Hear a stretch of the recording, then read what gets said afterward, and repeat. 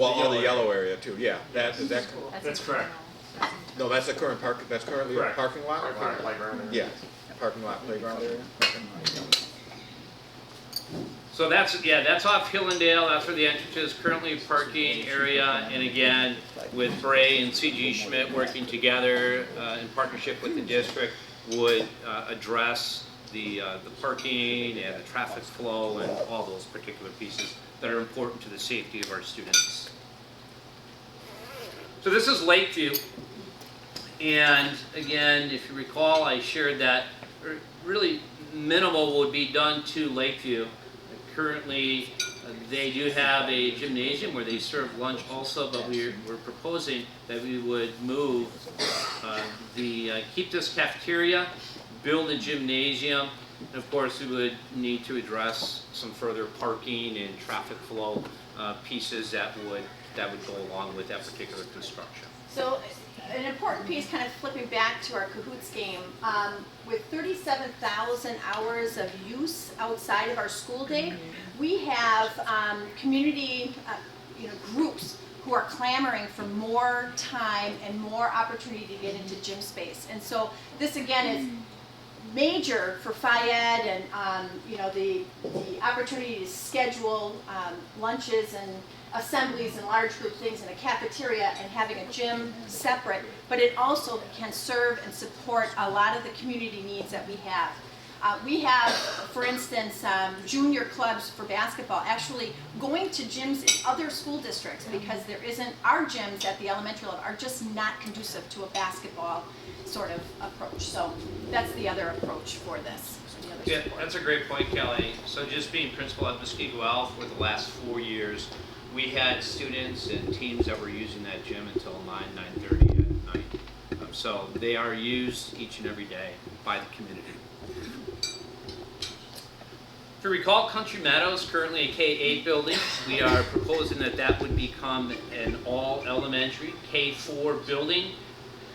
And we are lifting the population from Test Corners and moving them to the Country Meadows Bayland complex. So some work would be done in the library area to expand that, make it more elementary setting, and change it from elementary middle to more elementary.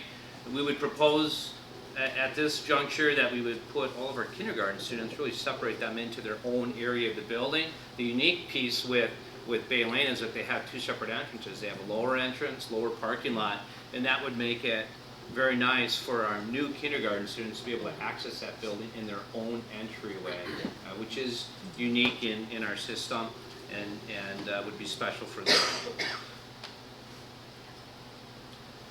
And then as you take a look at this slide, this is the district-owned property where the proposal is for the new middle school. Again, ample room on the property. This would be the entranceway. And currently, and I believe it's for cost-saving measures, but Matt, you can respond to that. We're looking at a 2-story middle school. Yeah, so if you look at that site, there's a significant grade or topographic change that kind of runs right through the middle. And so the proposal would be similar, or I'd say kind of like a walkout basement scenario in a home. You would enter at a main level, and we would have academics and community spaces, gym, other things, cafeteria up on that floor. Then there'd be a lower level for some of the other academic spaces that would, again, have natural light, and it would be at grade on the backside. But we're trying to take advantage of the natural topography there and not invest in moving land around to create a flat site to build on. 2-story middle schools, very common. I'm sorry?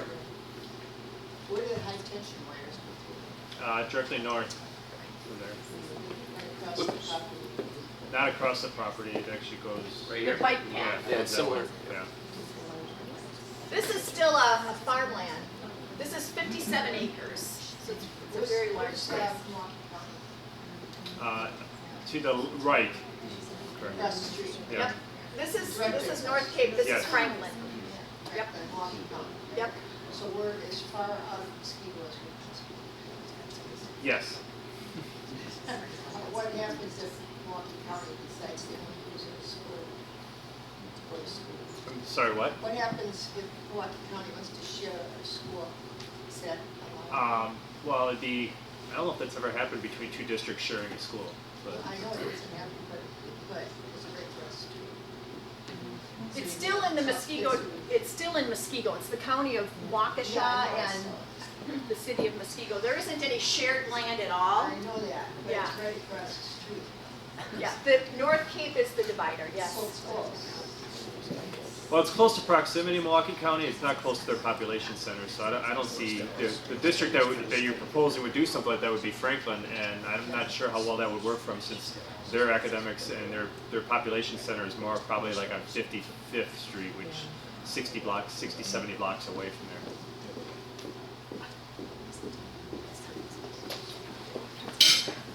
Jeremiah.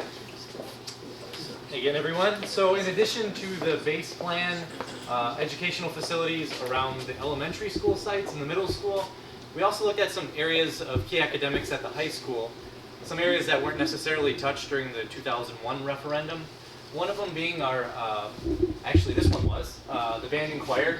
But due to the fact that we have the largest band in the state, the space is just bursting at the seams. When you get all of the kids in one space with all of their instruments, it's next to insanity. So we would propose possibly expanding the space to add storage out into possibly the classrooms across the hallway, relocating those classrooms someplace else, and just creating more storage space, because a lot of the equipment that accompanies the band program just takes up a great deal of real estate within the program.